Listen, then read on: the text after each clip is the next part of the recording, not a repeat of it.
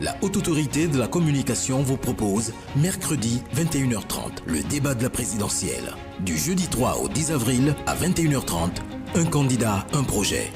Ordre de passage. 3 avril, Channing Zenaba Nyinga.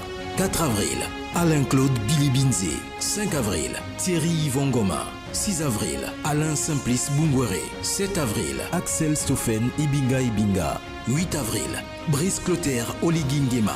9 avril, Joseph Lapensée et Singon. 10 avril, Stéphane Germain Iloko Boussengi. Et le 12 avril, la grande nuit électorale. L'élection présidentielle du 12 avril 2025 en direct sur tous les médias publics.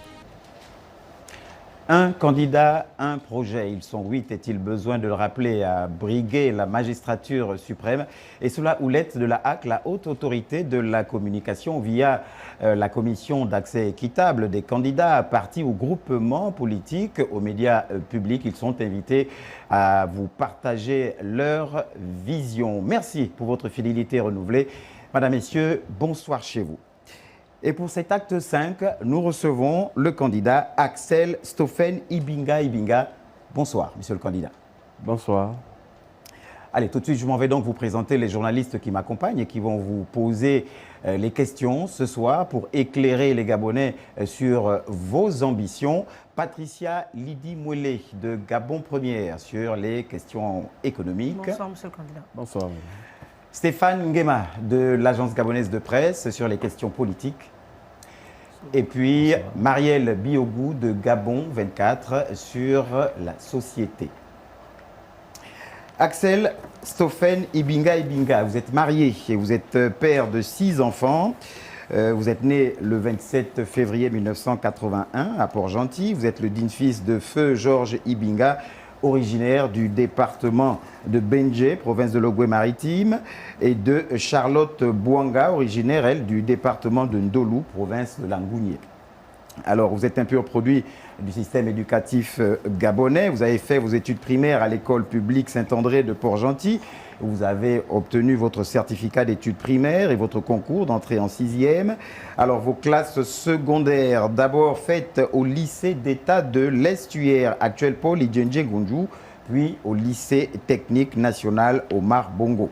À la fin de vos études secondaires, fasciné et surtout attiré par l'entreprise privée, vous avez fait le choix personnel de vous orienter vers le monde de l'entreprise, contrairement à vos camarades et à vos frères et sœurs qui ont poursuivi leurs études supérieures. Et donc, depuis 2006, vous êtes entrepreneur.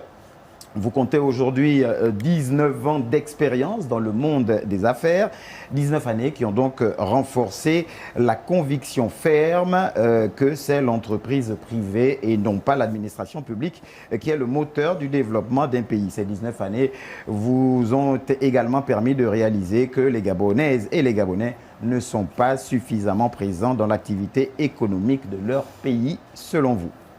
Vous avez donc pris la résolution d'œuvrer pour que le secteur privé se développe et génère un maximum d'emplois pour nos compatriotes, mais aussi pour que peu à peu émerge dans notre pays une classe de femmes et d'hommes d'affaires gabonais. Alors, l'idée à terme étant d'en faire un véhicule d'investissement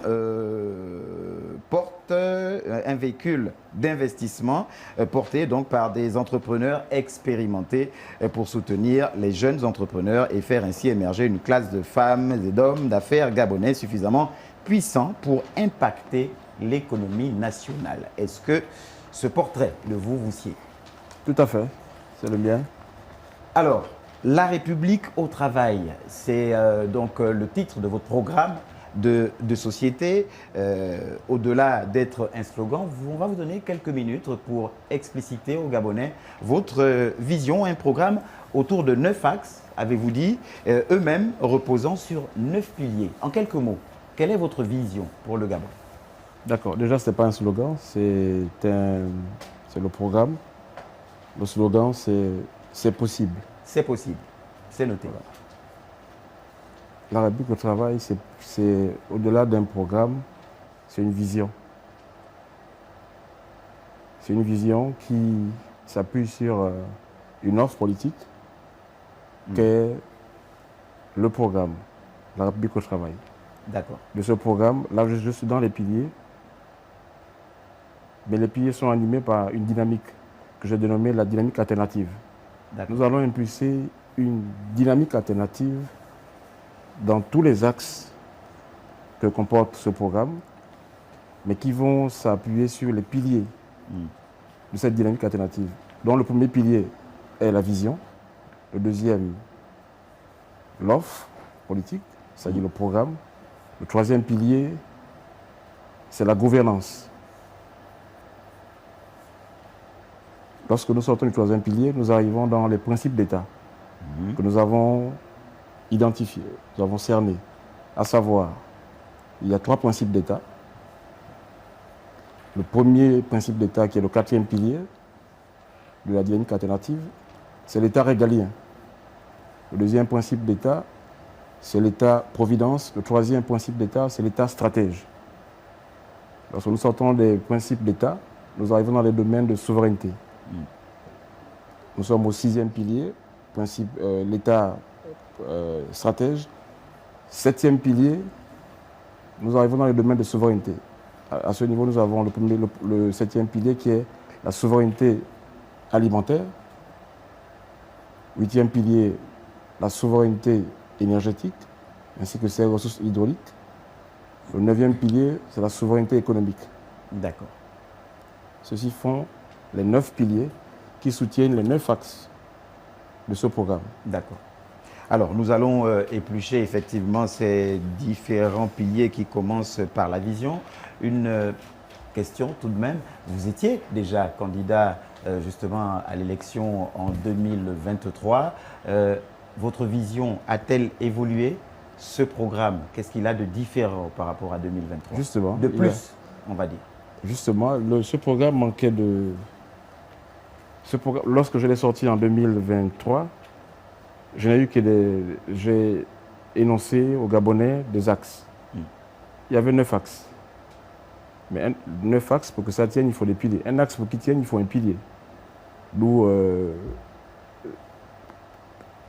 je profite de l'occasion pour dire merci au CTRI, parce qu'ils m'ont permis de reculer pour me rendre compte que mes programmes, mes axes manquaient de piliers. Et c'est pourquoi pendant ces 18 mois où on ne m'a pas entendu parler, je faisais mes devoirs, afin de concevoir ces piliers-là qui devaient soutenir chaque axe. Voilà le changement. C'est qu'en 2023, il y avait des axes sans piliers. En 2025, il y a des piliers qui soutiennent ces axes. D'accord. Alors, vous dites merci au CTRI. Pourquoi ne pas vous être mis finalement derrière le CTRI ou derrière le candidat Brice Clotaire Oligui plutôt que de décider de faire cavaler seul? Pour une question de cohérence, il faut être constant dans ce qu'on dit, dans ce qu'on fait. Je me suis levé parce que j'ai observé qu'il y avait un dysfonctionnement dans le fonctionnement de nos institutions, notamment, et dans le modèle de gouvernance. Et le CTRI, la transition, a été pour moi un moment de prendre le recul pour identifier éventuellement s'il y avait cette fumée blanche-là qui m'aurait moi amené à me rallier. Malheureusement, j'ai attendu jusqu'à la dernière minute, il n'y a pas eu la fumée blanche, donc j'ai compris que je devais continuer dans cette cohérence-là et cette constance de défendre cette vision-là. Parce que ce n'est pas un programme, ce n'est pas un discours, c'est une vision. Il faut que les Gabonais comprennent cela, c'est une vision. D'accord. Marielle Biogou? Alors, Monsieur le Président, vous êtes effectivement à votre 2e participation et cette élection présidentielle revêt un caractère particulier, c'est qu'elle est à 2 tours. Si l'un des challengers ne remporte pas la majorité des suffrages. Et donc, en cas de second tour, est-ce que vous êtes prêt à vous allier à un autre candidat? Si oui, quelles pourraient être vos conditions? En cas de second tour, il peut s'y avoir un seul tour? Oui, mais si on a un second tour, j'ai bien dit en cas de. Mais pourquoi on s'empresse? Allons-y d'abord à un tour. Au moment venu, on dira s'il faut aller derrière, si j'accepte qu'il vienne derrière moi ou pas, ou vice-versa. D'accord, c'est compris. Allez, tout de suite, on va embrayer et éplucher un tout petit peu ces différents piliers, parler politique, mais avant, un petit tour du côté de la régie pour cette transition. Élection présidentielle du 12 avril 2025. La Haute Autorité de la Communication vous propose, mercredi 21h30, le débat de la présidentielle. Du jeudi 3 au 10 avril à 21h30, un candidat, un projet. Ordre de passage. 3 avril, Channing Zenaba Nyinga. 4 avril, Alain-Claude Bilibinze. 5 avril, Thierry Yvon Goma. 6 avril, Alain Simplice Bungwere. 7 avril, Axel Stoffen Ibinga Ibinga. 8 avril, Brice Clotaire Oligui Nguema. 9 avril, Joseph Lapensée Essingone. 10 avril, Stéphane Germain Iloko Boussengi. Et le 12 avril, la grande nuit électorale. L'élection présidentielle du 12 avril 2025 en direct sur tous les médias publics. Retour sur ce plateau de Un candidat, un projet qui reçoit ce soir, nous vous le disions, Axel Stoffen Ibinga Ibinga. Monsieur le candidat, je vous présente à nouveau Stéphane Nguema qui va vous interroger, le lead en tout cas de la rubrique politique. Stéphane. Bonsoir, monsieur le candidat. Bonsoir, monsieur Stéphane. L'intitulé de votre offre politique, c'est La République au travail. Est-ce que cet intitulé parle d'un constat? Et quel est ce constat?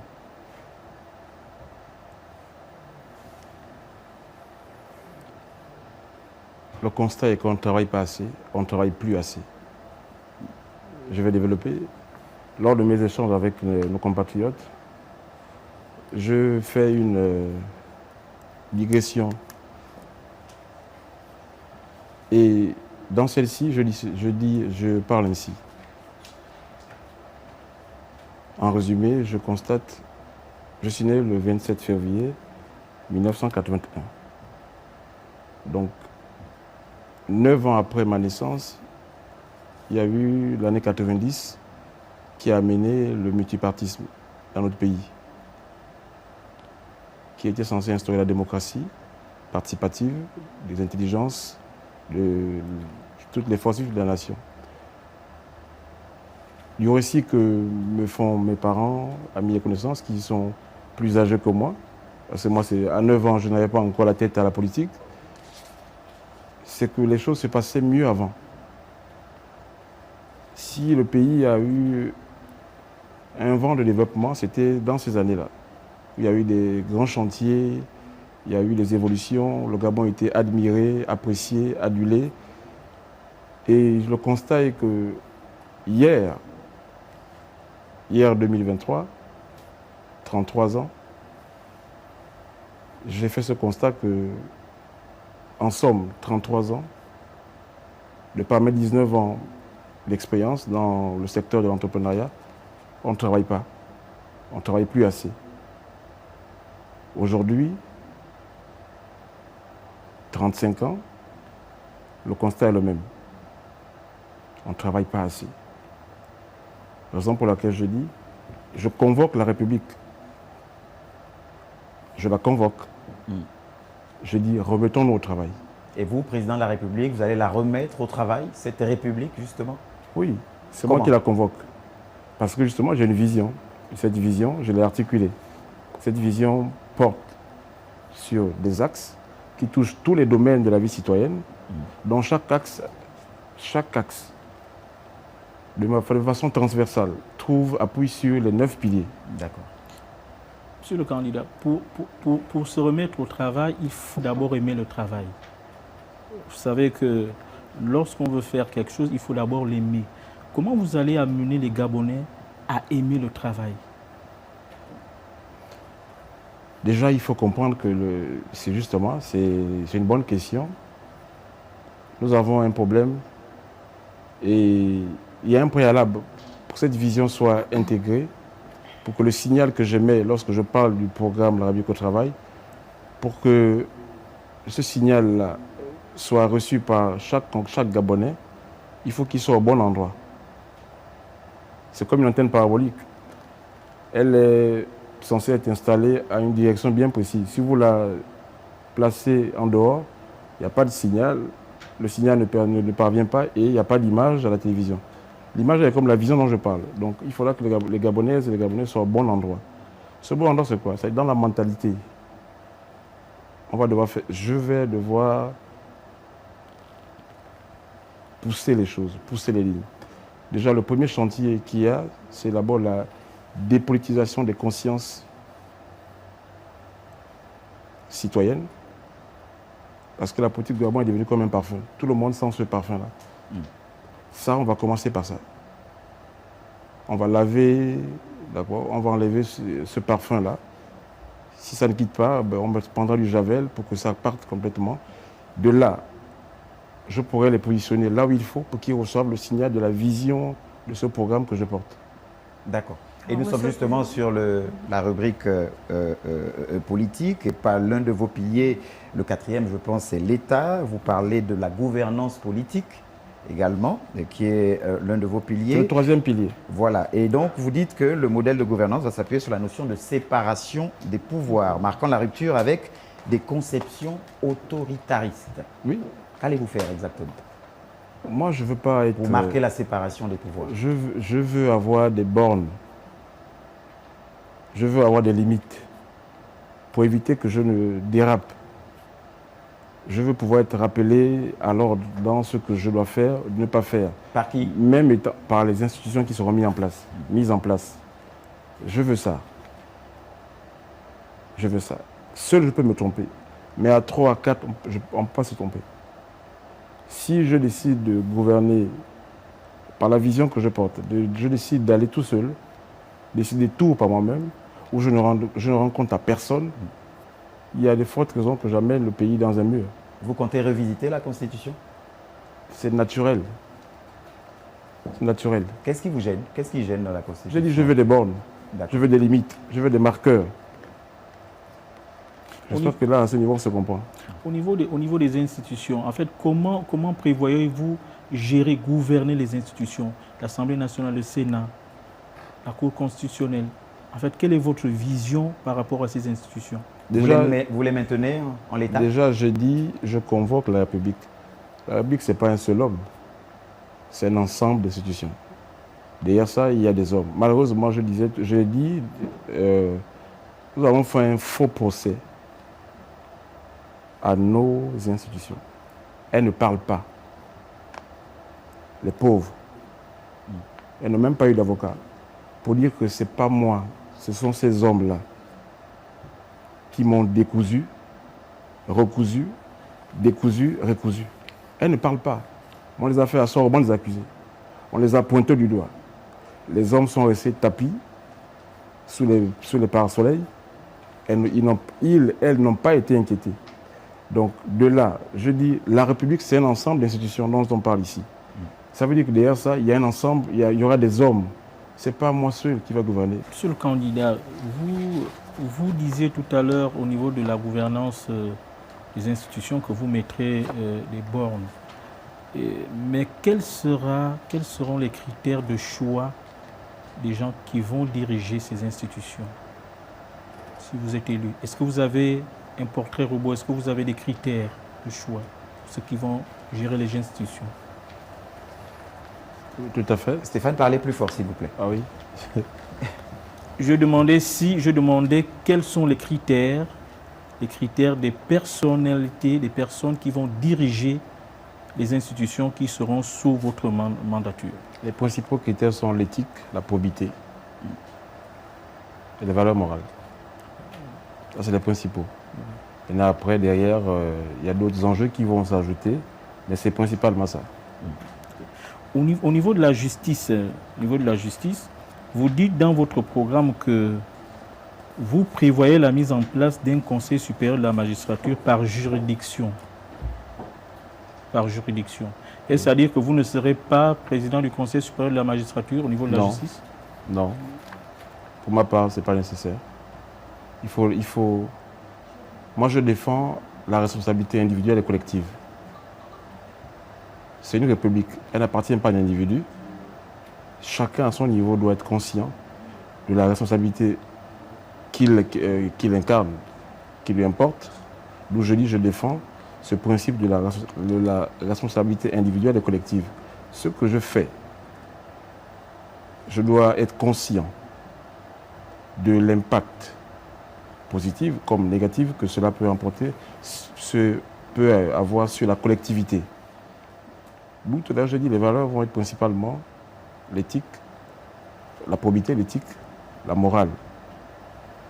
Si on n'est pas conscient de ça, c'est qu'on on posera des actes, malheureusement, qui vont impacter négativement la collectivité. Donc à ce niveau, je dis, tous ceux qui vont être élevés en dignité dans cette nation devront avoir ces principes-là. Est-ce qu'il y a des mécanismes que vous avez prévus pour veiller à ce qu'il n'y ait pas de dérapage? Parce que c'est quand même des êtres humains qui seront à la tête des institutions, qui vont les gérer. Ceux qui se mettront en dehors, mais comme c'est une république, chacun jouera sa partition. Ce n'est pas à moi de rappeler à l'ordre. Parce que justement, je prône la séparation de pouvoir. À ce moment, chacun va jouer sa partition. J'ai dit dans mon programme, je convoque la République. Ce n'est pas un seul individu qui gère la République. C'est ça le problème. Pendant 35 ans, 90, 2000, 25, jusqu'ici, on nous fait croire que c'est une seule personne qui doit être le surhomme. C'est lui qui décide. D'accord. C'est lui. Voilà. Moi, je dis non.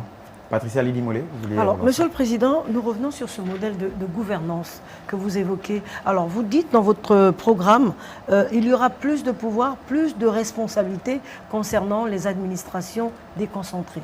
Ça voudrait dire qu'aujourd'hui, on parlerait de décentralisation. Cette décentralisation, on peine quand même à la mettre en œuvre. Quels moyens disposerez-vous pour pouvoir justement rendre cette décentralisation effective? Tout à l'heure, je disais le premier pilier de mon programme, c'est la vision. Et les 9 axes du programme que j'ai présenté en 2023 portaient sur l'offre.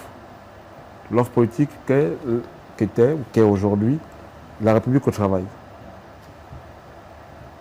Les piliers de mon programme, les 9 piliers, portent sur un support. Ces 9 piliers, en fait, sont animés par une dynamique alternative. Ça veut dire qu'à chaque axe, à chaque domaine, à chaque aspect, je vais impulser une dynamique alternative dans ce qui se fait aujourd'hui, qui ne se fera pas demain. Et qu'est-ce qui se fera justement pour la décentralisation? Je dis ce mot, il a tellement été galvaudé qu'aujourd'hui on l'a dénué, on l'a de toute sa substance. Tellement on l'entend depuis 1997, je pense aujourd'hui, même quand on dit il a été adopté, que c'est désormais acté dans la Constitution. Moi, dans la vision que j'ai, la vision que je porte, je n'ai même pas besoin d'inscrire ça dans la Constitution. Ça va être de fait. Mais comment justement, monsieur le candidat, quels sont les mécanismes? On aimerait savoir, est-ce que les collectivités auront plus d'autonomisation? Tout à l'heure, j'ai parlé de responsabilité individuelle et collective. Tout se joue là. Ce que je fais à Mouila, je dois comprendre que ça peut impacter Tchibanga, Libreville, parce que c'est la République. Je dis, je convoque la République. Est-ce que vous pensez que c'est uniquement quand le président de la République le dira que cela sera concrétisé sur le terrain? Non, justement. C'est pourquoi on demande les mécanismes, monsieur le candidat. Les mécanismes, ce sont les mécanismes de droit, d'accord. Nous avons un état de droit. Nous sommes un état de droit. Nous allons faire appliquer le droit. De cette dynamique-là, nous allons mettre en place les textes de droit qui vont l'impulser à tous les niveaux. Quand je dis qu'il faut que les collectivités locales, déjà dans la gouvernance, déjà dans le principe de gouvernance, la vision de gouvernance que j'ai, c'est une gouvernance, moi je dis je vais administrer. Cela implique aussi des moyens financiers, monsieur le Président. Que ferez-vous justement? Les moyens financiers. Il y en a. Il y a même trop. Lesquels? Pardon? Lesquels? Comment allez-vous faire pour avoir ces moyens? Comment allez-vous faire? Mais nous sommes là grâce à quoi? Les moyens du Gabon. Non? Ce sont les moyens du Gabon qui nous ont réunis là aujourd'hui. Je vous rappelle quand même que ça fait en 2 ans, on fait deux élections. 2 ans. 2023, 100 milliards. 2024, 5 milliards. Dialogue. 2024, 27 milliards. Référendum. 2024, 63 milliards. fête tournante, enfin, l'équivalent de cette fête tournante. Ça fait à peu près 192 milliards. 2025, j'ai cherché la loi de finances 2025, je n'ai pas vu le montant. J'ose croire qu'en 2016, nous étions à 37 milliards, l'élection présidentielle de 2016. Donc je peux aller sur cette hypothèse basse, sinon moyennement, je peux estimer qu'on peut être à 50 milliards. Ça fait 250 milliards à peu près en 2 ans. Donc ce qui veut dire que vous allez rationaliser les dépenses. Justement. Ça va impacter. Ça, c'est dans justement le principe de gouvernance que je vais mettre en place. Nous allons redéfinir, redonner sens et efficacité à la dépense publique. Là, on a sorti 250 milliards. Pourquoi? Pour des fêtes électorales. Mais cet argent-là peut servir autrement. Voilà ce que j'ai dit. La gouvernance, pour moi, c'est une gouvernance d'une administration centralisée vers jusqu'à celles qui sont décentralisées. Je ne vais pas gouverner avec les gouverneurs, les ministres, comme on dit là, le président et les membres du gouvernement. Non. Moi, je vais administrer. Je ne veux pas gouverner. C'est-à-dire qu'au-delà de la séparation de pouvoir, d'accord, je vais veiller parce qu'à l'intérieur du pays, il y a une répartition des rôles, des prérogatives. Nous avons le gouverneur, les préfets, les sous-préfets, les chefs de canton, les chefs de regroupement, et ainsi de suite, selon nos administrations. Et tout ce monde-là font partie de la République. Et comment vous allez faire pour veiller à ce que cela fonctionne bien? Je ne peux pas tout faire. Je vous ai dit, nous allons mettre en place, nommer des hommes et des femmes qui cadrent avec la vision qui est émise par mon programme. La République au travail. Ça ne dit pas Axel Ibinga au travail. La République doit se mettre au travail. Tout le monde, chacun à son niveau. Pourquoi aller être derrière des gens pour surveiller s'ils font le travail ou pas? Dans ce cas, pourquoi vouloir travailler? Enfin, ces hommes et ces femmes-là qui vont être élevés en dignité dans la nation, je pense que, pas que je pense, ça c'est une certitude, je prends l'engagement, ils seront nommés parce qu'on aura justement vérifié leurs aptitudes à assumer cette fonction. Alors, à ce moment-là, le principe justement de choix, le principe de nomination, naturellement, quand on parle d'administration décentralisée, on parlerait d'élection. D'accord? Mais même malgré l'élection, c'est la République qui est en jeu. D'où je dis, par exemple, moi, à mon niveau, si moi, à mon niveau, je souhaite qu'il y ait des bornes pour moi, mais ce sera valable pour ces élus locaux, et ainsi de suite. Celui qui se mettra en dehors, mais il va devoir répondre de ses actes. Alors, Monsieur le Président, Monsieur le Président, vous parlez justement de la République au travail. Vous avez dit tout à l'heure que les Gabonais ne travaillaient pas assez. Combien d'heures comptez-vous que les Gabonais soient efficaces dans le travail pour que ce travail, justement, porte des fruits? Avant d'aller sur les heures de travail, il y a un préalable. Lequel? D'accord. Les Gabonais travaillent dans quelles conditions? Quand on a eu coupure, là, dans le noir, il n'y avait même pas de lampes LED pour nous éclairer. Quelqu'un aurait pu venir agresser le candidat là, et comme ça, on remettait la lumière et voilà, il y a un drame. Dans quelles conditions nous travaillons? Voilà un exemple palpable. Il faut d'abord revoir les conditions de travail avant de demander plus aux Gabonais. Et comme j'ai dit, il y a un robinet là qui va être fermé après le 12 avril. Cet argent-là, qui coûte depuis 35 ans, on va l'orienter là où il faut et comme il faut. Alors, en matière de politique, parlez-nous un tout petit peu de l'État régalien que vous comptez mettre en place. Oui. C'est un État qui ne se mise pas dans tout. À tout va. Non. C'est un État qui va se limiter à ses missions régaliennes. Mettre en place les conditions d'attractivité, jouer son rôle de garant des institutions et laisser la partition aux autres. Et justement, monsieur le candidat, dans cet État régalien, vous parlez de l'immigration et vous dites clairement, le constat c'est celui-là, les frontières au Gabon sont poreuses, mais quelle est votre stratégie pour permettre finalement à cette hémorragie d'être stoppée au lendemain du 12 avril? Premièrement, diagnostic. Identifier les poches. Est-ce que vous pensez qu'aujourd'hui, elles ne sont pas identifiées? Il y a une commission nationale des frontières qui réunit, qui réunit certains pays de la sous-région. C'est le jeu au ministère de l'Intérieur. Après, le problème du Gabon, c'est qu'on fait des choses comme si c'était une affaire personnelle. Avant déjà, jamais je n'ai vu un rapport de cette commission-là. Est-ce que vous êtes allé chercher, monsieur le candidat? C'est la chose publique. On doit rendre public. Pourquoi on doit chercher? Déjà, même pour ce programme, il a fallu chercher les choses, chercher les chiffres. Tout au Gabon cherche. Qu'est-ce que vous allez proposer? Tout sera rendu. Je convoque la République. Chacun va devoir maintenant rendre des comptes de ce qu'il fait. Comment on part du slogan de convocation de la République à l'action? On part par la vision. C'est ma vision qui va impulser. D'accord? C'est ma vision qui va ramener les gens au travail, ramener la République au travail, en action.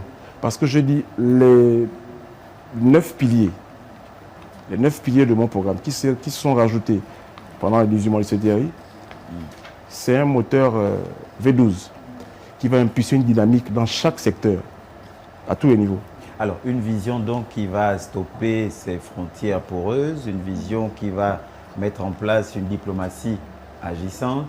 Pour quel rapport justement avec la France, par exemple, ce partenaire historique? Il n'y a pas que la France, mais il y a un rapport justement. Là, on tombe sur le 9e pilier de mon programme. Les enjeux de souveraineté. Tous les pays partenaires au Gabon, tous les pays, il n'y a pas la France y compris, les États-Unis y compris, la Chine y compris, tous les pays partenaires du Gabon, nous allons nous asseoir et voir quels sont les accords que nous avons. Et avec la France, le Gabon est une ancienne colonie française. Oui, la France également, mais y compris, pourquoi il y a une paternité? Pourquoi il y a un ordre? Pourquoi la France? C'est qu'aujourd'hui, c'est qui le premier partenaire du Gabon? Ce n'est pas la France, elle a été déclassée. On va respecter, on donne la prééminence à celui qui est en premier. On verra, si la France est 4e, on va les convoquer en 4e. Si la France est 2e, ils seront convoqués en 2e pour voir un peu les accords. C'est selon l'ordre. Celui qui est le premier partenaire, c'est celui-là qu'on va appeler en premier. Même s'il a été là hier premier, mais on va revoir l'ordre aujourd'hui. L'ordre, c'est qui aujourd'hui? Je pense que ce n'est pas la France. C'est la Chine. La Chine sera appelée et on verra quels sont les accords qu'on a avec eux. Après la Chine, on va descendre. À qui le tour? On verra. Alors vous allez au fur et à mesure revisiter l'ensemble, les différents revisiter. Parce que l'intérêt pour moi, c'est de créer une dynamique. Je dis, il y aura une dynamique dans tout. Dans tout. Monsieur le candidat, oui. Le Gabon a subi durant plusieurs décennies des tensions politiques. Et aujourd'hui, la réconciliation nationale est un enjeu. Dans votre projet de société, quelle est l'approche ou quelle est la place que vous mettez à la restauration, que vous accordez à la restauration de la confiance entre Gabonais? La justice. Et la justice doit être équitable. Équitable, c'est-à-dire? La justice doit faire son travail. La justice doit avoir les moyens de faire son travail. Libérer la justice, coupons les chaînes pour que la justice puisse travailler. Je dis tout à l'heure que je veux des limites. Je veux avoir des marqueurs. Moi, président de la République, je veux pouvoir me dire que je n'ai pas le droit de faire ce que je veux. Parce qu'il y a une justice qui est là, parce qu'il y a une presse qui est là. Ce n'est pas parce que je suis président que la presse doit me cajoler dans tout ce que je fais. D'accord. Monsieur le candidat, dernière question. En fait, ce qu'on veut savoir, c'est que on veut savoir une stratégie concrète. Quelle est la stratégie concrète que vous aurez? Je vous dis, tout part de la vision.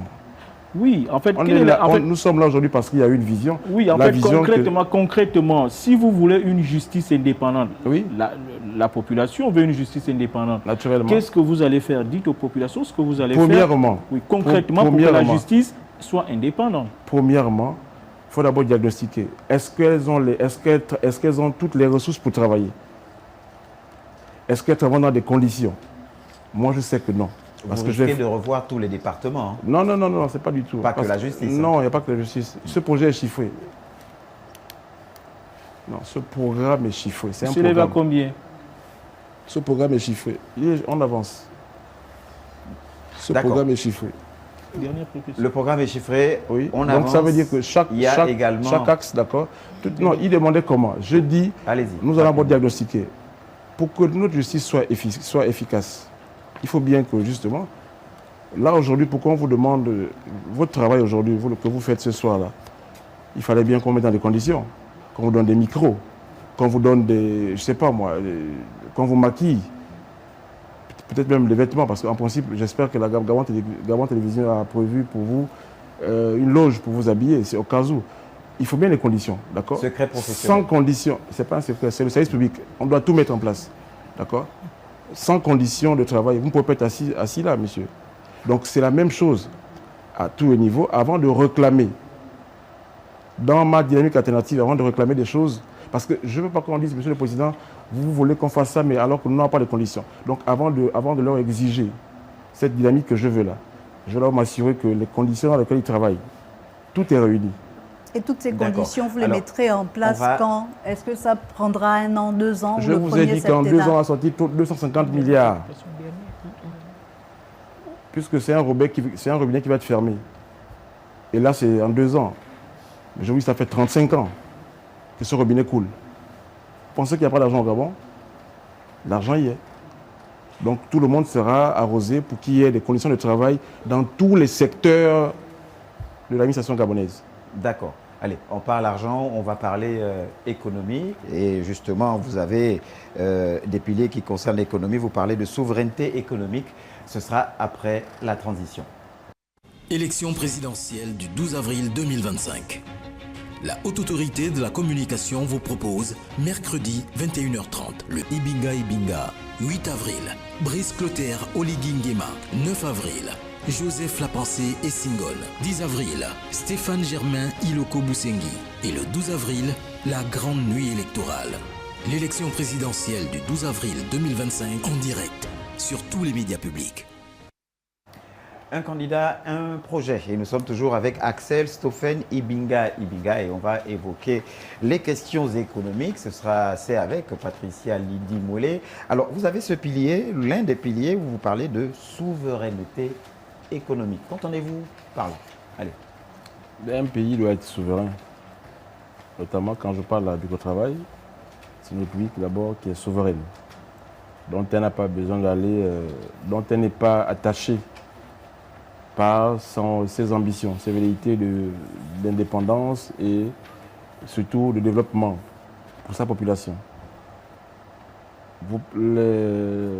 La souveraineté dont vous parlez, économique, elle repose, c'est le 9e pilier de la dynamique alternative que je vais impulser. Mais elle se renvoie à l'axe 4 de mon programme, l'économie. La souveraineté économique dont je parle, c'est quoi? C'est aujourd'hui, c'est se dire, est-ce qu'aujourd'hui on est libre de faire ce qu'on... Est-ce qu'on est libre? Sommes-nous libres aujourd'hui dans la gestion des ressources de notre sous-sol? Sommes-nous libres? On vous renvoie la question. Sommes-nous libres? Je ne suis pas aux affaires. Je serai aux affaires. D'accord. Je m'interroge encore. Mon programme a beaucoup plus d'interrogations. Vous savez que je ne peux pas savoir tout aujourd'hui, là où je suis. Donc, raison pour laquelle je pose la question, sommes-nous libres aujourd'hui d'en jouir de nos ressources? Oui ou non? On le verra, on le saura. Je dis, les premiers partenaires, en ordre, nous allons voir qu'est-ce qui a été signé. Est-ce que vraiment on est libre de... Est-ce que ça a été fait de façon à garantir une souveraineté pour le Gabon ou pas? Et là, à ce moment, si ce n'est pas le cas, la dynamique va agir. Patricia? Oui, Monsieur le Président, vous le dites bien, la dynamique va agir, justement, cette souveraineté économique. On sait quand même qu'aujourd'hui, le Gabon dépend beaucoup de l'extérieur. Dans votre programme, vous dites qu'on doit maîtriser nos ressources pour garantir notre indépendance et ne pas être sous influence extérieure. Qu'est-ce que vous allez faire exactement? Déjà, je vais arrêter l'endettement. Vous faites comment pour stopper l'endettement? Je vais arrêter l'endettement. Comment? Comment? Je ne vais plus emprunter. Parce qu'il y a de l'argent au Gabon. Mais les précédentes Il y a dettes de que nous l'argent avons, au comment Gabon. vous allez faire? Pardon? Les précédentes dettes, la dette intérieure On va et payer. extérieure, On parle, comment vous allez la Nous payer? allons Plus de payer 7 000 milliards. 8 000 milliards, nous allons payer, je vous dis. Demain, il y a un document qui va sortir. J'attendais de passer ici et je vais donner cet élément-là à l'ensemble des Gabonais. Est-ce que vous avez une stratégie de désendettement? Oui, oui, nous l'avons. Faites-nous la connaître. Déjà sur le programme que je propose, l'arbitre au travail, sur 7 ans, nous allons dégager 8 000, nous allons dégager 8 000 milliards. D'accord? Rien qu'en termes de... Le budget, déjà, le budget de ce programme, c'est 5 600 milliards, ce programme-là. Aujourd'hui, quand on voit la loi de finances de 2025, elle ne comporte pas d'endettement dedans, 2025. C'est sur la base de la loi de finances de 2025 que j'ai calculé, évalué chaque axe de mon programme, qui sera rendu public aux Gabonais demain. Mais les Gabonais vous regardent ce soir. Est-ce qu'il faudrait-il qu'ils vous attendent demain? On ne sait pas où vous trouvez.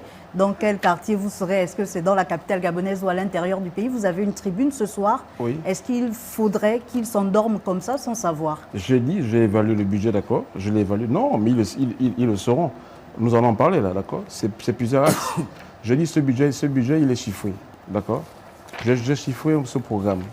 Ce programme, il s'élève à 5 583 milliards. Sur 7 ans. Sur la stratégie de désendettement. Oui. Oui. C'est justement assainir les finances publiques.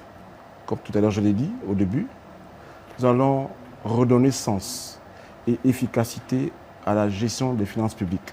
Alors, Monsieur le Président, justement, vous parlez justement de réduire la dépendance aux devises étrangères et aux institutions financières. Oui. Qu'est-ce que vous allez faire exactement? C'est éviter les emprunts à tout va. L'adage qui dit, lorsqu'on se regarde, on se désole, lorsqu'on se compare, on se console. Est-ce dire qu'aujourd'hui, cette collaboration avec les institutions financières n'aura plus lieu? Notre souveraineté est entachée. Vous ne voyez pas ça? Aujourd'hui, quelqu'un peut se lever et dire, voilà, le Gabon vaut une note de C, B ou E, et ça y est, tout le monde tombe sur le Gabon comme si on n'avait pas de ressources. Rupture avec les partenaires financiers, FMI, Banque mondiale. Non, nous allons... AFD. Non, je dis simplement, nous allons stopper l'hémorragie de l'endettement. On va ramener ça à l'échelle d'un individu, d'un compatriote gabonais qui nous écoute. Je suis payé à 1 million. D'accord. Mes charges ne doivent pas dépasser 35% de mon salaire. Sinon, ça pose un problème. Est-ce qu'un pays peut se développer sans l'endettement, monsieur le candidat? Surtout qu'on parle d'investissement. Et pour revenir sur le cas du compatriote, il y a certains qui vont à la banque prendre des crédits. Vous ne m'avez pas laissé terminer. Les Gabonais nous écoutent. Attention. Sans emprunter, ils nous écoutent. Développer. Oui. Les Gabonais nous écoutent. Ils veulent comprendre. Tout à fait. Laissez-moi faire comprendre. Aidez-moi à faire comprendre aux Gabonais ce que j'ai à dire. Allez-y. Il est payé à 1 million. D'accord. Il a un salaire, il a des charges. Naturellement, la ménagère, le gardien, le cuisinier, et j'en passe. Mais toutefois, ces charges ne doivent pas excéder 35%. C'est la règle, c'est à l'échelle d'un individu. Lorsqu'elle excède 35%, il y a un problème. Il va s'endetter. Premier cas, le Gabon aujourd'hui, est-ce qu'on vit au-dessus de nos moyens? Je dis oui. Pourquoi?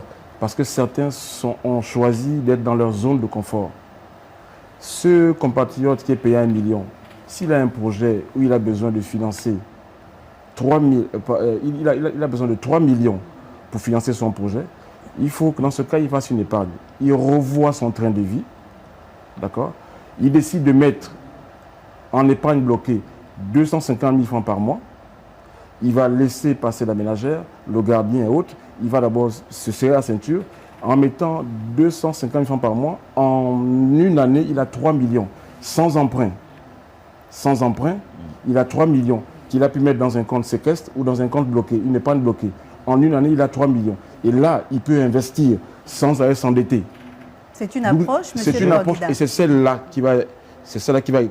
qui va exister au Gabon. Surtout si le projet n'est pas urgent.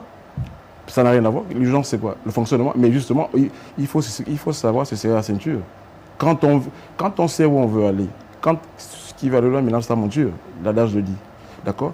La vision, le programme dont je parle, c'est une vision, d'accord? C'est pas une vision qui est sur, c'est pas une vision qui est court sur un septennat, non. C'est une vision qui va pour les générations.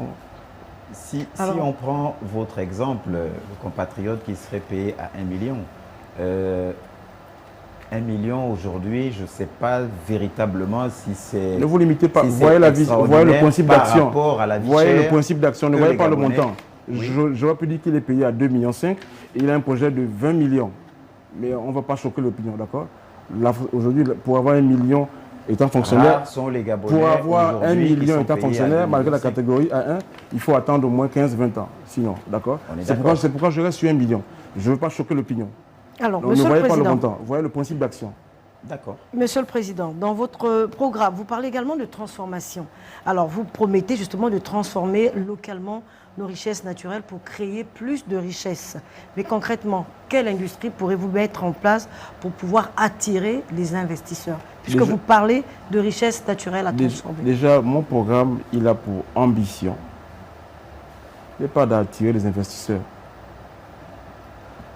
C'est ce que pendant 35 ans, a fait le grand frère. 35 ans. Et vous, qu'est-ce que vous allez faire? Le grand frère a fait pendant 35 ans. Attirer les investisseurs. Attirer les investisseurs. Il a laissé ses petits frères, d'accord, croupir dans la misère, dans la dépendance, dans la pauvreté. Parce que les investisseurs viennent ici, ils ont les cadeaux fiscaux, ils ont les avantages fiscaux, les exonérations, ils amassent et ils s'en vont. Qu'est-ce que vous allez faire pour éradiquer cela? Mon programme, ce ne sera pas d'attirer, ce sera de faire émerger les investisseurs gabonais. Même s'il n'y a pas d'expertise locale. Ah bon? C'est une question, s'il n'y a pas d'expertise locale dans un secteur particulier. Mais là, vous êtes journaliste, vous êtes une expertise locale. Il y en a plein comme vous, hein, oui, dans plusieurs domaines, et je les connais. Donc si vous êtes là, c'est qu'au Gabon, il y a... Dans tous les domaines. Dans tous les domaines. Alors, vous voulez faire émerger effectivement une nouvelle classe d'hommes et de femmes d'affaires. Comment, concrètement? Je n'irai pas chercher les partenaires étrangers parce que quand ils viennent ici, nos compatriotes gabonais sont mal payés. Je suis le candidat de la République au travail. Une République qui respecte le Gabonais, qui lui paye, qui permet aux Gabonais d'avoir une rémunération décente, qui permet de pouvoir justement vivre et jouir des ressources de son pays. Et moi, je veux que mon modèle soit justement pris à l'exemple. J'ai choisi très tôt. J'ai dit je ne veux pas être fonctionnaire. Je voyais à peu près comment c'était difficile. Je n'aurais pas pris ce choix. Je ne serais pas assis ici, aujourd'hui. Je dis que je suis le candidat de la jeunesse et du travail. Jeunesse, pourquoi? Parce que je veux que la jeunesse s'inspire de moi. Le travail, pourquoi? Parce que je veux qu'on ait cet espoir-là. Je veux émettre cette vision qu'aujourd'hui, le Gabon, le travail ne sera plus une denrée rare. Mais le travail, chaque Gabonais aura la possibilité de façonner sa vie en étant, pourquoi pas, lui-même visionnaire de sa vie. Alors, Monsieur le Président, le Gabonais étant visionnaire de sa vie, les PME aujourd'hui, que pensez-vous faire des PME? Surtout la jeunesse aujourd'hui est sans emploi, le taux de chômage est à 30%. Les PME, comment pensez-vous renforcer ces PME pour que chaque Gabonais ait de l'emploi? Axe PME, axe 3 de mon programme, pilier 3 pilier 3 de la dynamique alternative. Mon modèle de gouvernance, ce serait un modèle de gouvernance stratège tourné vers l'économie qui s'appuie vers l'entrepreneuriat. C'est ça. Je ne vais pas regarder le robinet de 35 ans là. Ceux-là, soit ils vont apprendre à travailler, ou ils vont rester sur le carreau. Je mettrai en place un mécanisme, d'accord, un véhicule financier qui va supporter. Je mettrai 175 milliards à être financés pour soutenir chaque initiative d'entrepreneuriat gabonais. Je parle pas, je disais que tout à l'heure, quand je fais mon récit, j'explique ceci. Je prends l'héritage du grand frère qui gère depuis 35 ans notre pays, lui et ses amis. Grand frère, ami et connaissance. Il a un nom, il a un prénom. Le grand frère s'appelle politique. Ses amis, connaissances s'appellent politiciens. la politique politicienne de ce pays-là. Ça fait 35 ans que ça dure. C'est le grand frère et ses amis. Nous allons les déloger. J'ai pu te donner un exemple. Je vous ai démontré comment en 2 ans, quand ça les arrange, on a sorti, je parle du grand frère et ses amis, ils ont sorti 250 milliards. Ce qui n'a pas profité à des Gabonais. Même là encore, quand il faut le faire, et pourtant c'est censé réunir les Gabonais, ce qu'ils font aujourd'hui. Combien de Gabonais profitent de ça? Parce qu'il y a beaucoup de produits sont importés pour cet événement aujourd'hui. Moi, je dis quoi par rapport à ça? Je mettrais 25 milliards, 175 milliards sur 7 ans, qui va être un pilier. Chaque Gabonais, parce que moi, je veux promouvoir le travail. Je disais que par rapport à leur héritage, qui est de 104 partis politiques, je vais faire émerger dans le tissu économique local. Nous allons identifier les entreprises à forte valeur ajoutée et à fort potentiel. Je vais faire émerger 104 grandes entreprises, pas entrepreneurs. Mais alors, justement, on sait quand même que l'accès au crédit reste tout de même difficile pour ces PME gabonaises. Alors, quel plan, justement, de financement allez-vous mettre en œuvre pour pouvoir faire croître ces entreprises? Qu'est-ce qui a fait qu'aujourd'hui, beaucoup de Gabonais n'ont pas pu se lancer les affaires? On va vous dire, vous avez une idée brillante, un projet vraiment alléchant. Vous avez une banque, là, ils vont vous dire, il faut que vous ayez au moins 3 ans à porter des bilans. Vous allez voir une banque, ils vont vous dire, il faut un apport.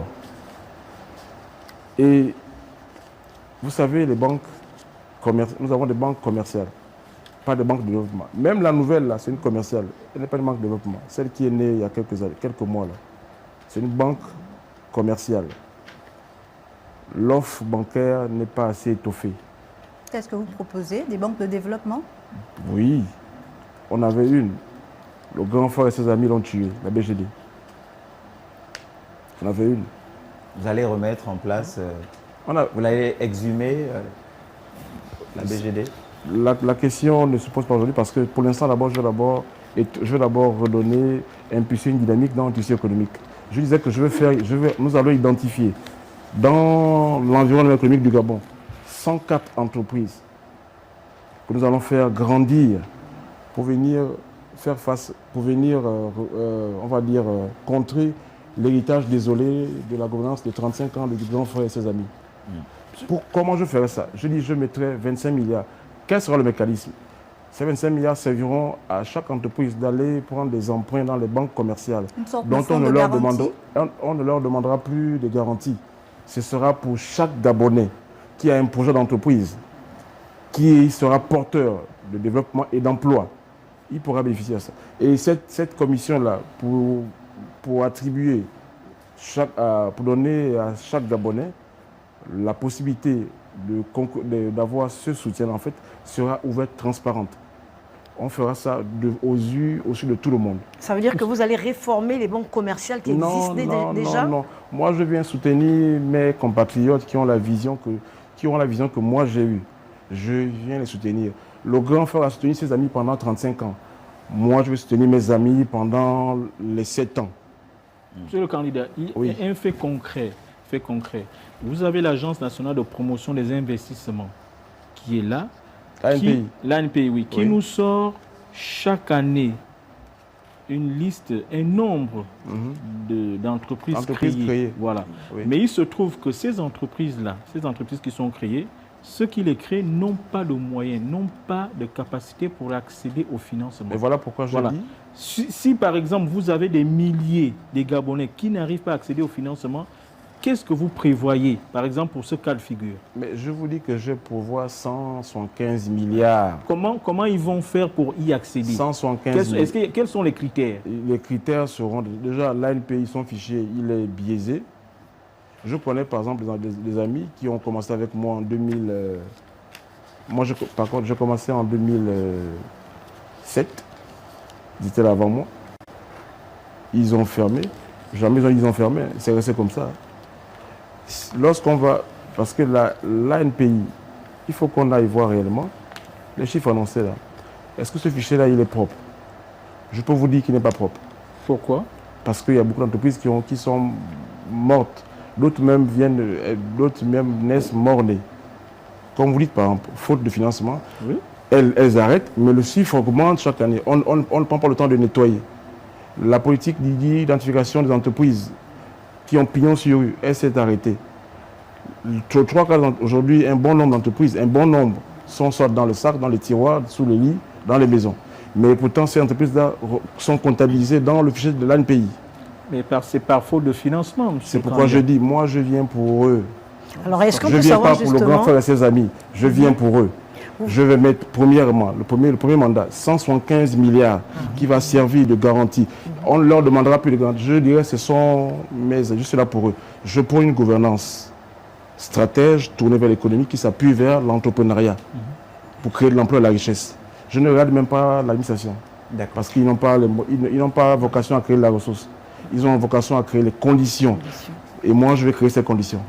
Vous allez créer ces conditions. Justement, dans votre programme, vous parlez de l'innovation. C'est une notion qui revient tout le temps dans votre programme comme moteur notamment de croissance. Où seront donc les moyens justement pour cette innovation? Avez-vous un plan chiffré pour soutenir justement la recherche ou encore encourager l'innovation locale? Les chercheurs seront mes amis. C'est-à-dire? Rien ne se fera au Gabon. Plus rien ne se fera au Gabon. Plus aucune politique au Gabon ne se fera sans les chercheurs.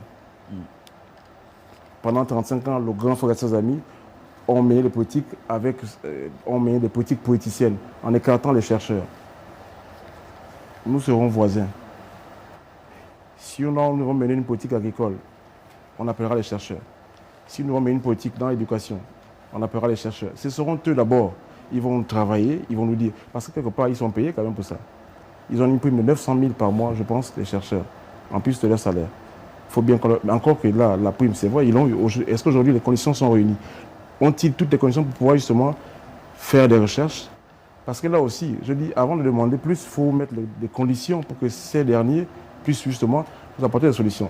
Et je dis, chaque mot qui mine le quotidien des Gabonais, lorsqu'on nous allons aborder les questions de cela, il y aura à côté les chercheurs. Alors les chercheurs, est-ce qu'ils font Mais partie il n'y aura plus à côté le grand frère et ses amis. Les chercheurs dont vous faites état justement, est-ce que ces chercheurs font partie justement de cette fédération et de corporation professionnelle dont vous parlez tant dans votre programme? Après, il faut comprendre qu'il y a une pyramide de compétences, d'accord, dans chaque pays. D'accord? Chacun a son pan. Naturellement, les chercheurs, c'est une corporation. D'accord? C'est une corporation. Quand je parle de fédération et corporation, je dis quoi? Il n'y aura plus au Gabon, puisque je compte mettre en place 175 milliards pour soutenir l'emprunt des Gabonais. Je lance déjà un appel à tous les Gabonais, de l'étranger, diaspora, comme étant ici à Libreville, pour ceux qui auront des projets, avec réellement. Ce ne sera pas comme on fait là, un jeune, un métier, ou non. Moi, je ne cherche pas à créer des entrepreneurs. Je veux faire émerger des chefs d'entreprise qui vont créer de l'emploi. Pas un entrepreneur. L'entrepreneur, quand les taximans, là, je suis content pour eux, mais quand l'argent vient, c'est pour lui-même. Alors, vous parlez de créer de l'emploi, ça tombe bien. Dans vos 9 axes et vos 9 piliers, où se trouve exactement l'agriculture pour une autosuffisance alimentaire, la création d'emplois, effectivement, éventuellement, l'industrialisation peut-être. Est-ce que vous avez pensé à ce pan-là? 7e pilier de mon programme. C'est un enjeu de souveraineté. Je dis souveraineté alimentaire. Elle est là-bas. Alors, souveraineté alimentaire, comment? Comment? D'accord? Nous avons tout au Gabon, des ressources. Les chercheurs seront à côté. Vous savez, le président de la République n'a pas cette vocation de tout savoir, comme on fait quoi aujourd'hui. Déjà, c'est une fonction qu'on va désacraliser. Parce qu'il faut aussi qu'il dorme, le président de la République. Vous ne pouvez pas être là tout le temps, regarder tout faire, c'est pas possible. Moi, je veux dormir demain. Mais vous serez quand même à la tête de l'État, donc dormir non, un peu ça moins. veut dire qu'il doit... Non, je dis bien, je convoque la République. Ce n'est pas un individu, ce sont des hommes. Monsieur le candidat, oui. Au niveau de l'agriculture, dans votre programme, vous parlez des pôles. Oui, des zones agricoles. Des zones agricoles regroupées. Justement. Dans votre programme, nous avons vu que vous avez regroupé certaines provinces. Le Goué maritime, le moyen de Goué, l'Angouni et la Nyanga. Oui. Le Goué Lolo, le Haut-Goué. Oui. Le Walentem, je ne sais plus, en tout cas 5 zones. Le Goué Vindo. Oui, voilà. 5 zones. Oui. Maintenant, les chercheurs, mes amis de demain, pas ceux-là, les chercheurs. Quels seront leurs rôles par rapport à ça, justement? Mais ce sont des chercheurs, ils sont payés pour ça. Ils ont tous les jours la prime de chercheur. C'est tous les mois. Maintenant, ils vont travailler. On va travailler pour mettre ensemble la BUC au travail. Et ce sera pareil pour l'industrialisation, la diversification de l'économie, tiens. Déjà, moi, je promeux plus ou moins... Je ne promets pas... Je ne cherche pas à promouvoir les petites et moyennes entreprises. Je veux promouvoir les petites et moyennes industries. Je prends un exemple. Nous avons des établissements au Gabon, primaires, secondaires. Nous avons des corps armés. Nous avons les structures hospitalières. Nous avons l'hospitalière, j'en passe. Nous avons les entreprises aujourd'hui qui ont des équipements professionnels, des vêtements professionnels. Tout ceci est importé. On importe les chemises des établissements de nos enfants, les écoles. On importe cela de l'étranger et ça va être ça, on vient les vendre ici à nos enfants. Ils payent ça, on les vend.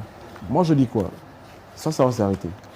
Parce que je veux promouvoir des petites et moyennes industries. Par exemple, dans le textile, plus aucun vêtement professionnel sera importé. Plus aucun vêtement scolaire sera importé au Gabon. Ça va être fabriqué, ça va être cousu ici. Et comme je dis, je suis là pour eux, pour les soutenir, parce que je veux qu'ils créent de l'emploi. Le robinet du grand frère et ses amis, là, comme je veux le fermer, là, l'argent viendra ici et on va créer de l'emploi. Mais monsieur le candidat, vous êtes en train de dire que vous allez créer des industries, mais...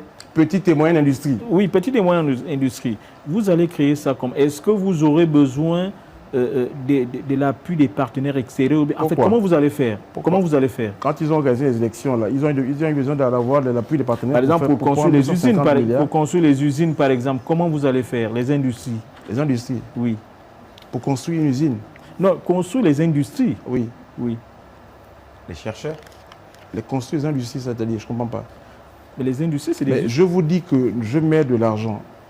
Le président de la République ne fait pas tout. Il porte une vision, d'accord? Il envoie un signal, chaque compatriote le perçoit.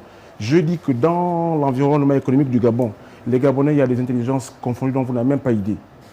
Mais faute de moyens, les moyens qui étaient distraits hier, qui ne seront plus demain, ils vont sortir. Parce que je dis, l'argent est là, l'argent sera là. Je mets 175 milliards pour soutenir toute activité, d'accord?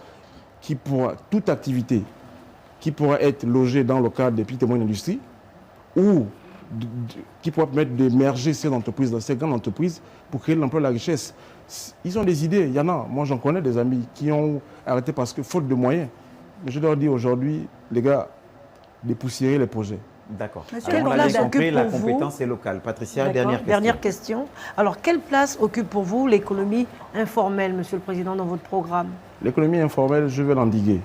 Comment? J'ai dit au Gabon, il n'y aura plus au Gabon une activité commerciale, une entreprise qui ne soit pas réunie dans sa fédération d'entreprise, dans sa fédération.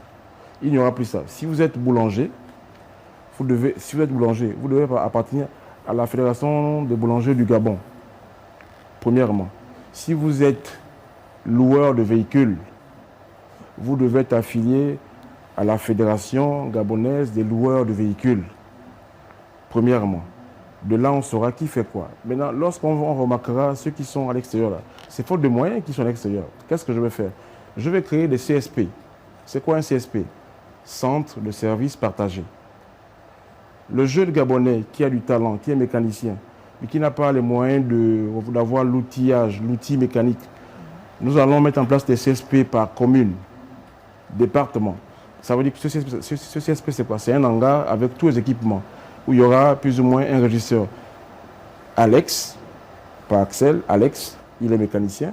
Son oncle a une voiture, d'accord, qui est en panne. Il s'est fait enregistrer au CSP. Là-bas, il y a tout l'outillage, il y a les ponts élévateurs, il y a les clés. Il va là-bas et tout, il paye. Ça fait que le problème des garages de fortune là, va être réglé parce qu'il ira au CSP. Là également, il sera identifié. Il sera logé dans la catégorie des entrepreneurs, pas des chefs d'entreprise, parce que je veux bien stratifier. Et à ce niveau, nous allons indiquer comme ça chaque secteur informel en mettant en place des CSP en fonction de leur corps de métier. Alors, secteur Centre de informel, services partagés. secteur informel, vous avez pensé à ces jeunes Gabonais, parfois étudiants, qui se lancent dans la friperie. Tout ça, ça fait partie également de l'économie La informelle. friperie, Est-ce que vous allez les accompagner? La friperie, je crois que je vais m'inspirer de nos frères du Sénégal qui ont décidé de stopper un peu. Parce que ça fait un peu trop les hommes. Ça aide beaucoup de jeunes aujourd'hui. Ça aide beaucoup. Oui, mais après, on peut trouver un moyen, d'accord.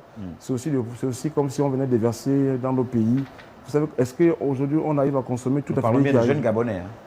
Mais pourquoi vous voulez qu'ils soient seulement des flippers? Pourquoi? Moi, je leur demande de rêver plus. D'accord. Monsieur Allez, le- non, plus loin, Stéphane, plus grand. le temps imparti au volet économique est passé. On passe du côté de la régie et on va parler société, culture et sport. Élection présidentielle du 12 avril 2025. La Haute Autorité de la Communication vous propose, mercredi 21h30, le débat de la présidentielle. Du jeudi 3 au 10 avril à 21h30, un candidat, un projet. Ordre de passage. 3 avril, Channing Zenaba Nyinga.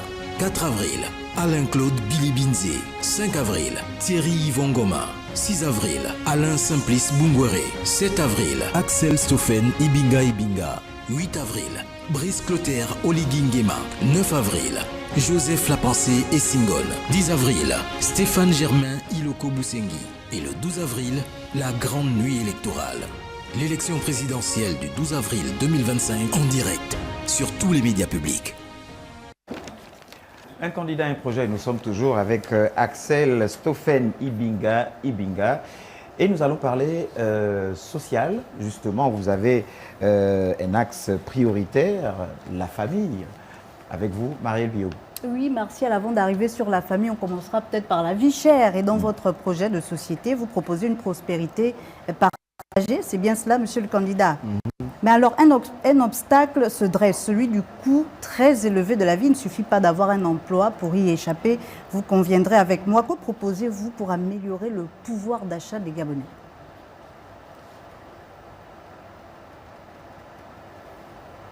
La vie chère. Souvent, on ramène ça à la nourriture.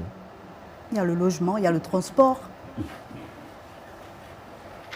Je Pas n'ai pas seulement le panier de précisé. la Je n'ai ménagère. pas précisé. J'ai parlé d'améliorer le pouvoir d'achat. Je dis souvent, on ramène ça. Déjà, la vie chère, pour moi, c'est déjà, il faut que l'État mette en place des structures, d'accord, une bonne politique de transport national pour que le transport ne soit pas trop cher.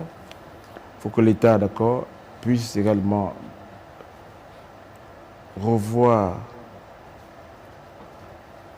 notre système éducatif pour que ces Gabonais ne sortent pas de là pour aller dans le privé. C'est ça la vie chère aussi. La vie chère, c'est le courant, le prix du kilowattheure. Pourquoi c'est aussi cher? La vie chère, c'est le sable qui coûte 240 000. Pourquoi? La vie chère, c'est le gavet qui coûte 460 000. Pourquoi? Qu'est-ce que vous comptez faire pour Il y aura aider une les dynamique Gabonais? alternative à ce niveau-là. Parce qu'il y a des TF au Gabon. TF, c'est une métaphore. Hein. Nous allons faire quoi pour lutter contre la vie chère? Déjà, il y a un problème. L'État subventionne pas mal de secteurs Oui. et qui profite à tout le monde, même les plus aisés. Je prends mon cas. J'ai un véhicule, je suis autonome, mais je profite de la subvention du carburant. Mon compatriote qui n'a pas de voiture,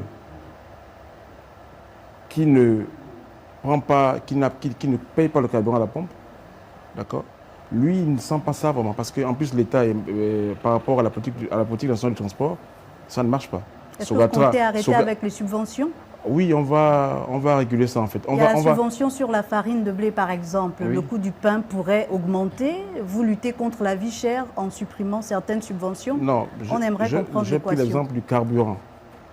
L'État subventionne également le carburant. Oui, mais pour qui?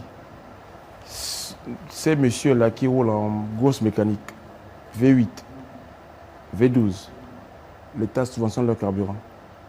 En quoi ça profite à ma grand-mère ou à mon grand-père ou à mon neveu qui ne travaille pas, qui est à l'intérieur du pays, qui n'a pas de V8?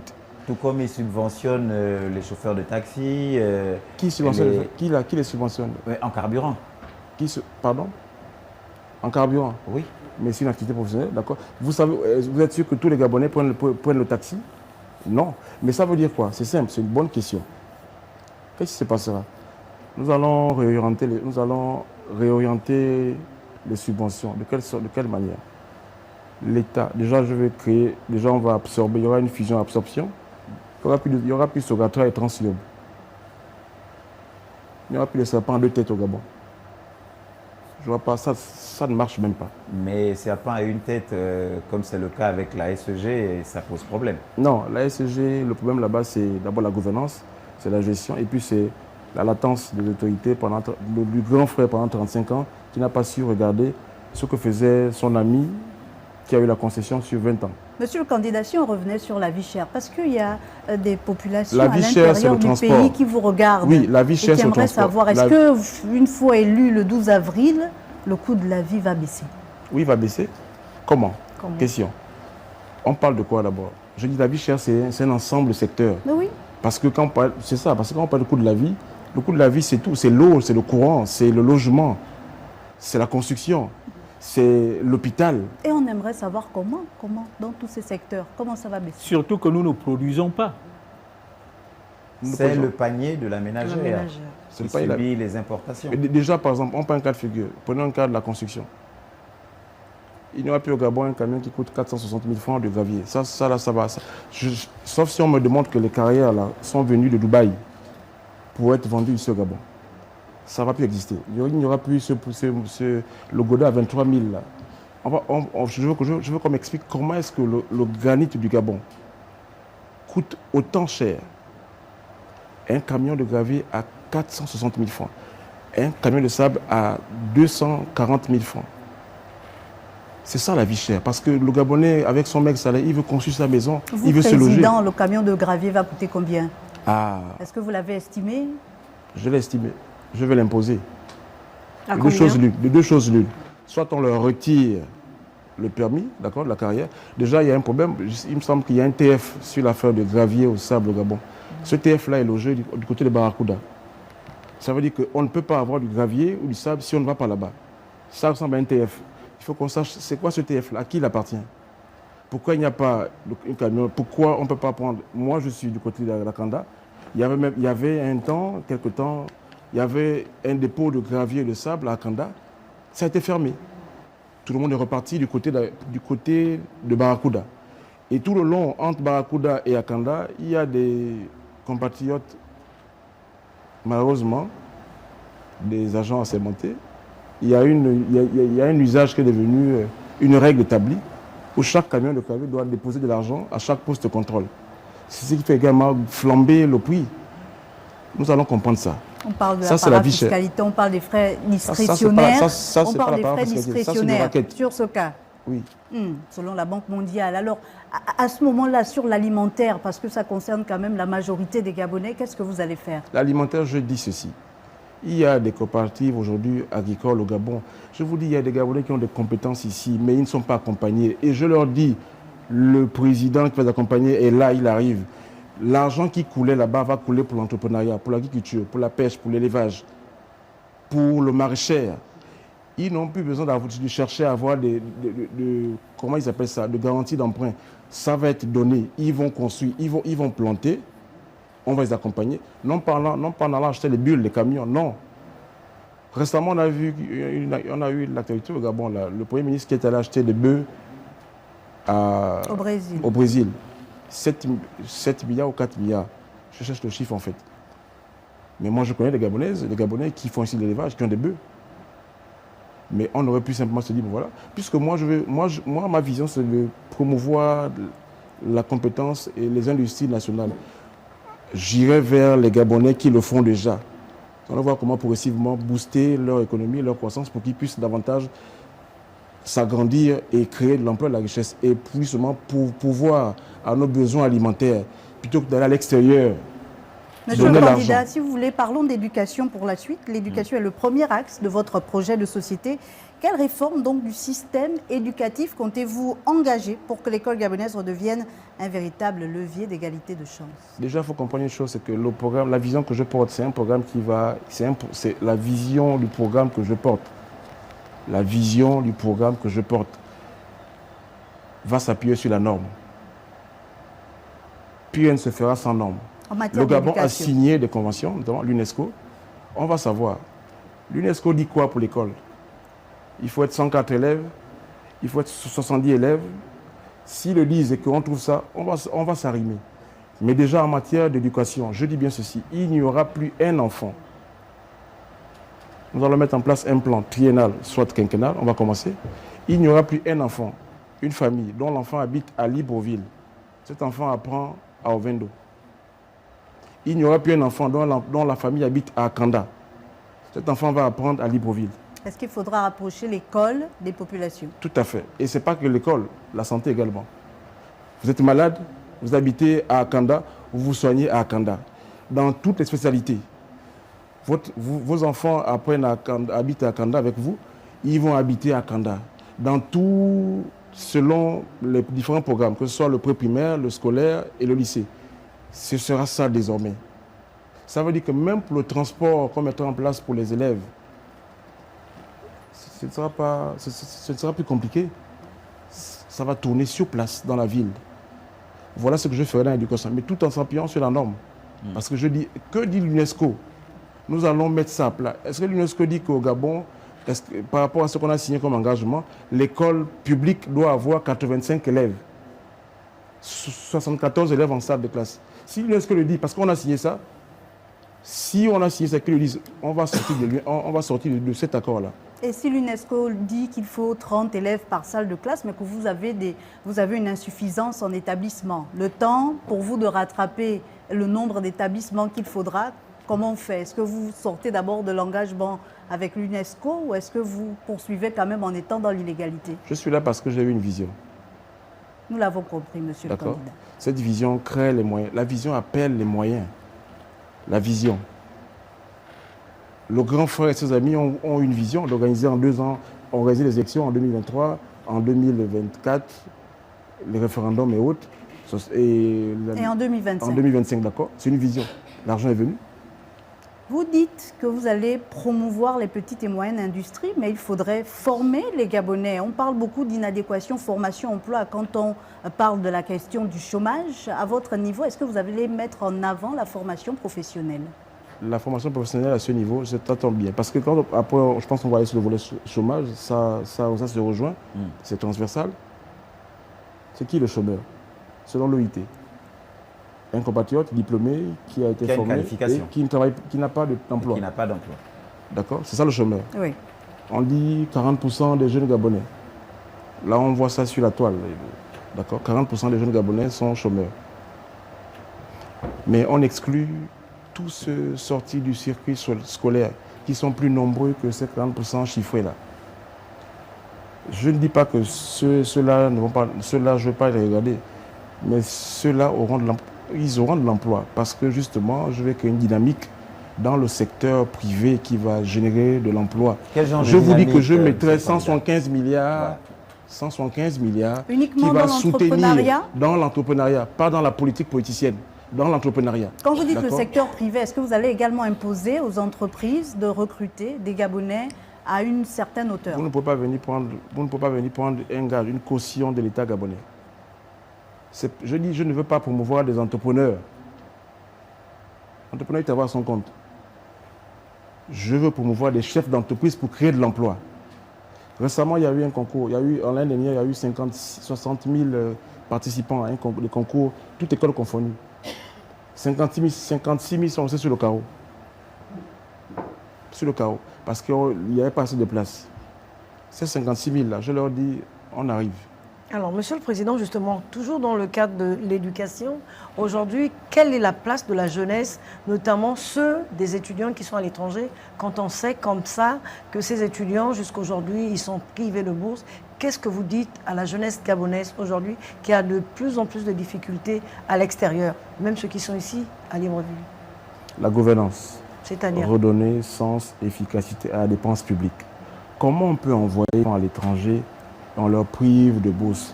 Pendant ce temps, on sort 250 milliards en 2 ans. Mais ces étudiants vous écoutent aujourd'hui. Que pensez-vous faire pour ces étudiants? Le robinet là sera cassé, fermé. Vous pensez que c'est une affaire d'il y a 2 ans seulement? Je préfère faire court. Je dis 35 ans quand je parle. D'accord. Je dis je suis né le 27 février 81, d'accord, à ce niveau. À 90 est arrivé le multipartisme, d'accord?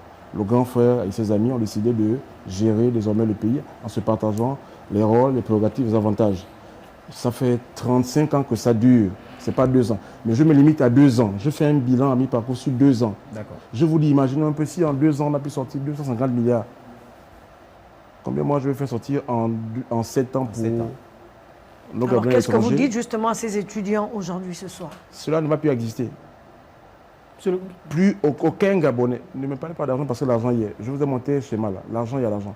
Il faut juste réorienter la dépense publique là où il faut, comme il faut. Marielle? Dans le 5 secteur de la santé, que comptez-vous faire? Parce que là-bas, en plus de l'infrastructure, il faut également former des médecins spécialisés, mais aussi la problématique des plateaux techniques. Plus que 5 Oui. minutes, Marielle. C'est la même chose.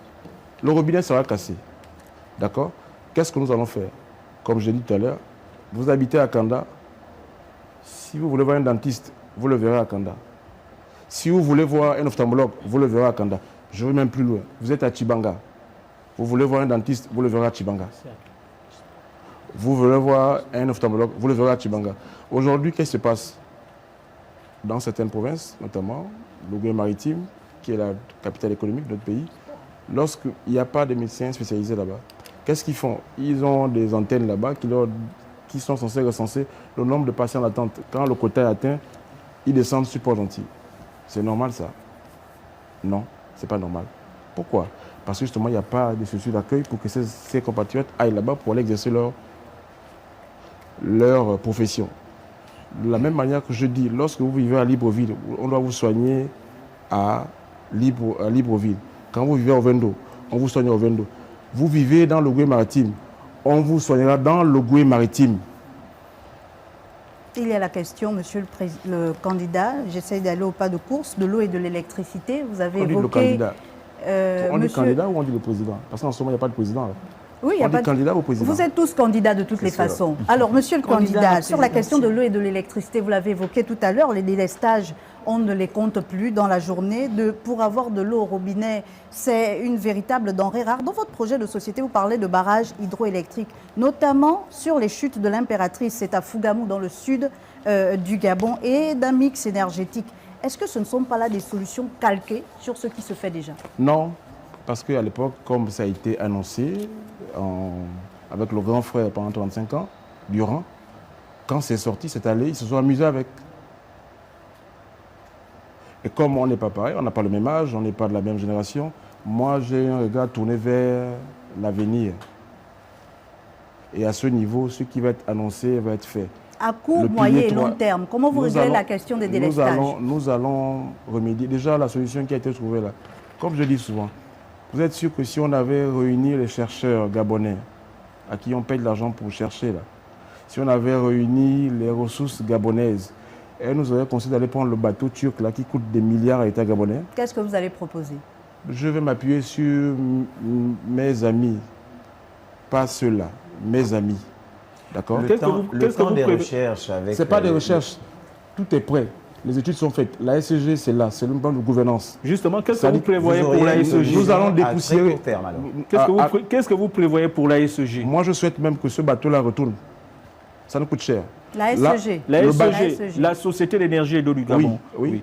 Qui Qu'est-ce que gère, vous qui prévoyez? gère le Nous secteur allons la eau et réformer électricité. d'abord. Qu'est-ce que vous prévoyez? Nous allons d'abord faire une audit d'abord. Aujourd'hui, la SCG, il y a une pyramide inversée. Nous avons des cadres comme ça, des agents, des techniciens comme ça. C'est un problème. Comment voulez-vous? Ils sont Vous juste dans allez les... l'inverser, vous allez inverser On la va pyramide. l'inverser. On aura des cadres comme ça et des techniciens comme ça pour justement endiguer le problème de la fourniture, la connexion des réseaux et autres. Et c'est pareil dans la plupart de l'administration gabonaise. Les entreprises parapubliques, très souvent, les cadres sont comme ça, les agents opérateurs sont comme ça. On va inverser. Est-ce que vous allez séparer la gestion secteur eau et électricité? Le problème n'est pas de... C'est les départements aujourd'hui. Pourquoi vous voulez créer des ressources de dépenses? C'est un département d'électricité, un département eau. Pourquoi forcément vouloir scinder? Après, c'est pour dire que voilà, il faut tant de milliards pour telle entreprise. Tant... Non, on va faire... Il y a un département pour eau, un département d'électricité, et on assainit, on inverse la courbe pour que les choses aillent mieux, simplement. Alors, Vous, le logement vous pour le parlez, Gabonais. vous parlez de l'État-providence dans votre projet de société. Est-ce Oui. qu'il n'est pas en inadéquation avec votre vision de la République au travail? Non, c'est ciblé. L'État-providence rejoint un axe de mon programme où on parle de la solidarité. Je prends 4 figures. Aujourd'hui, je suis là parce que mes parents m'ont mis au monde, je suis en bonne santé et je peux être là, je peux servir demain le pays. D'accord? Combien de compatriotes ont des situations malheureusement tristes qui ont mis au monde des enfants qui sont venus des malformations? Donc ces derniers eux-mêmes supportent tout cela. Moi, j'étais victime d'un drame quand j'étais plus jeune. Mon père a perdu, il y a eu un naufrage. J'ai perdu 11 de mes petits frères, confondus, ma famille. À aucun moment, il y a eu un soutien. Récemment, Esther Miracle, des parents sont partis, les enfants sont restés seuls aujourd'hui. Ces enfants-là, qui s'occupent d'eux? Qui s'occupe de ces enfants-là? Mais pourtant, l'argent sort pour autre chose. Donc moi, je dis par rapport à ça, c'est ciblé, c'est pas tout azimut. C'est peut-être l'occasion de parler de la couverture sociale, justement. Oui, justement, là-bas aussi, il faut dépoussiérer. Parce que quand je parlais tout à l'heure, nous avons parlé de la vie chère, de les subventions,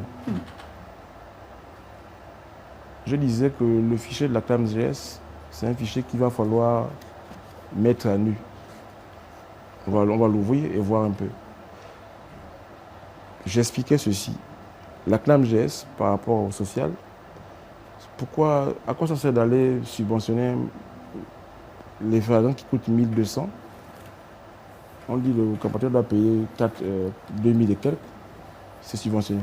Là où il a plus besoin, là où c'est plus cher, on lui dit non, débrouillez-vous là-bas, vous payez ça, c'est pas pris en charge. Ça, c'est un peu malin, hein, mais c'est pas être bien malin. C'est pas bien malin. Nous allons inverser ça. C'est-à-dire que moi, je peux faire dire à mon compatriote, mes amis de demain, que vous allez payer quand même 1200. Oui, payez ça. Mais 30, 40, 50, 70, et en montant, on va payer ça. Que ferez-vous pour le logement des Gabonais? L'État n'a pas vocation à créer des logements, premièrement. Je parle de l'État. Là, on tombe sur les principes d'État. L'État régalien. L'État, son rôle, c'est de mettre en place des conditions, d'assainir l'environnement, afin de permettre justement l'attractivité de chaque secteur d'activité. J'en viens. Non, c'est important. Non, allez-y, terminez. Déjà, je vais m'attaquer au prix du gravier, du sable, du ciment. Et l'acquisition justement d'un terrain. J'en viens. Sans relance. La CNI est sur ma ligne de mire. La CNI. Elle a échoué. Voilà une entreprise qu'on a confié le rôle de construire nos logements sociaux. Elle n'a pas d'usine à parpaing. Elle n'a pas de carrière de granit. Elle n'a pas de carrière de sable. Elle n'a même pas de permis forestier pour avoir du bois pour pouvoir fabriquer des portes. Elle n'a même pas d'usine de menuiserie et bénisserie. Comment va-t-elle fournir des maisons à moindre coût aux Gabonais? Elle a échoué. J'en viens. Je vais créer la Sovafim, Société de valorisation foncière immobilière. Celle-ci sera chargée uniquement de valoriser les terres dans l'ensemble du territoire. Dans votre projet, oui. Vous voulez poursuivre? Allez-y. Ok, dans votre projet de société, dernière question, effectivement, Martial avait commencé par la famille et ce serait bien, on l'a vu, elle occupe une place particulière dans votre projet. Peut-être nous dire quels sont les mécanismes pour que cette famille soit recentrée dans la société gabonaise. Nous allons mettre en place des, sans relance. Nous allons mettre en place des mesures incitatives pour les familles composées, d'accord, c'est-à-dire les couples, les mariés. Parce qu'il faut aussi inciter les Gabonaises et les Gabonais à se marier parce qu'il y aura des avantages là-bas. Et pour les familles monoparentales? Oui, monoparentales, d'accord. Justement, je dis d'abord, en plus également, elle également, monoparentale, nous allons mettre en place, à partir du moment où une famille, d'accord, est dans la détresse, l'État a le devoir, qu'elle soit monoparentale ou famille composée, l'État a le devoir. Là où il y a une détresse, le rôle de l'État n'est pas de regarder à distance et puis de venir... on va dire quoi, instrumentaliser la misère de son compatriote. Ou quand on fait quelque chose, on amène la caméra pour filmer, que j'ai fait la tôle, j'ai refait la maison, j'ai filmé, j'ai refait son salon, j'ai donné les médicaments. Ça, là, déjà même ça, la presse, ça ne va pas exister. Hein. Ce genre de reportage-là, ça ne va plus exister. Où on va filmer des gens qu'on filme parce qu'ils sont à la détresse. Vous allez venir apprendre aux journalistes à faire leur travail? Non, ce genre de reportage-là, ça c'est l'instrumentalisation. On ne peut pas instrumentaliser la misère du peuple comme ça. C'est pas bien, c'est méchant de le faire. D'accord. Déjà, j'ai une détresse, vous venez me filmer et ça passe à la une. Dans ce cas, il faut Merci, améliorer on l'a leurs bien conditions. compris. Axel Stoffen Ibinga. Merci en tout cas d'avoir répondu à nos questions et d'avoir explicité aux Gabonais ce que vous entendez faire pour eux si jamais vous étiez élu au soir du 12 avril 2025. Les Gabonais vous regardent. Quel serait votre mot de la fin? D'accord, merci. Alors, mes chers compatriotes, je dis depuis toujours dans mes discours que le Gabon, c'est un héritage à nous tous. Notre père nous l'a légué. Nous sommes 9 enfants. Les 9 provinces. Lorsque, à l'échelle d'une famille, lorsque le parent décède, il y a que les enfants doivent désigner un mandataire, celui qui va gérer les biens de papa, pour donner à ses frères. Lorsqu'il va tirer l'argent dans le compte de papa, il donne à ses frères, afin que ces derniers perçoivent justement juste des ressources, des biens de papa, l'héritage de papa. Et cet héritage, depuis 35 ans, est distrait. Parce que le grand frère, nous avons eu un premier grand frère qui était là, mais qui est parti en... Papa est parti en 90. Le grand frère qu'on a désigné est venu en 90. Ensuite, il a amené ses amis et connaissances, les politiciens. Lui-même s'appelle politique, les autres c'est politicien. Depuis 90 jusqu'à maintenant, il gère les ressources de papa et nous on n'a pas... Tout va mal dans nos vies. Lorsque ça arrive dans une famille, les 8 autres frères vont décider destituer, d'aller voir le juge pour que ce dernier, le grand frère-là, on lui retire la gestion de nos ressources. J'ai dit ça fait 35 ans que le grand frère nous malmène avec ses amis, alors que tout va mal dans le pays. L'héritage de papa, nous ne l'avons pas tous comme il faut.